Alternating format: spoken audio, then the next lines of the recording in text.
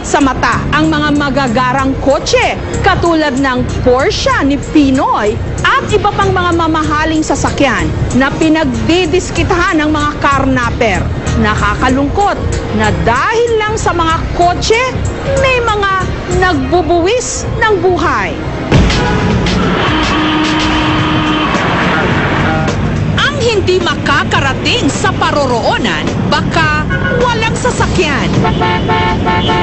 Walang dudang ang nagpapatakbo ng ating buhay ngayon, mga sasakyan. At ito rin ang ambisyon magkaroon ng marami sa atin, sariling sasakyan. Yun nga lang, sa dami ng mga sasakyang gumagala ngayon sa ating mga lansangan, naging magnet na rin ang mga ito ng mga masasamang loob.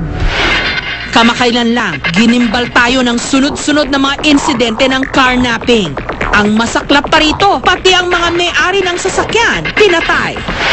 Kaya ang mga car dealer ngayon, balot sa takot.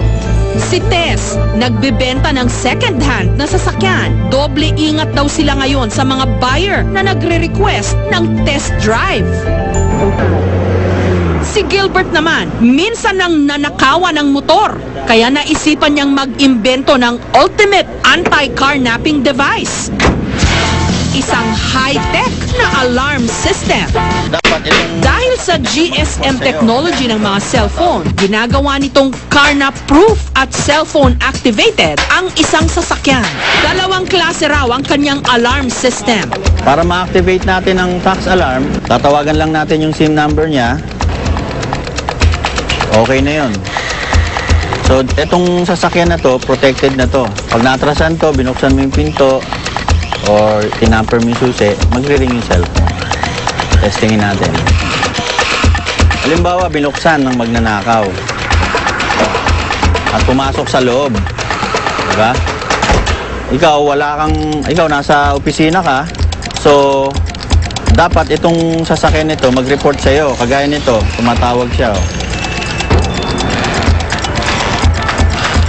Diba? Halimbawa naman yung magnanakaw, pinilit niyang i-start yung sasakyan, hindi rin i-start ang sasakyan. Kung naka-carjack mode naman ang alarm, so, ipagpalagay na nating iniwan ako rito. Gagawin ko lang naman is, idadial ko lang yung number. Okay, di tumatakbo siya, no? Idadial ko lang yan. Ayan, tigil na yan. Nag-number busy na, disconnecting. Ayun, hindi na makaandar. Kaya siya disconnecting, ibig sabihin, na-accept na ng tax alarm yung tawag ko.